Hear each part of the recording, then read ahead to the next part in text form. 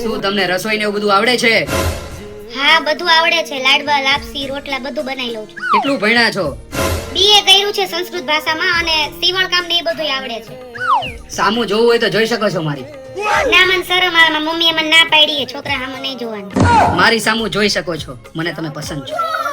હે હાચું? હારું મને તમે મારી પાછળ આવો, બાર બધાને વાત કરી દઈએ. આઈ ગયા, બેસી જાઓ. Thank you. બોલો તમને રસોઈ કરતા આવડે છે?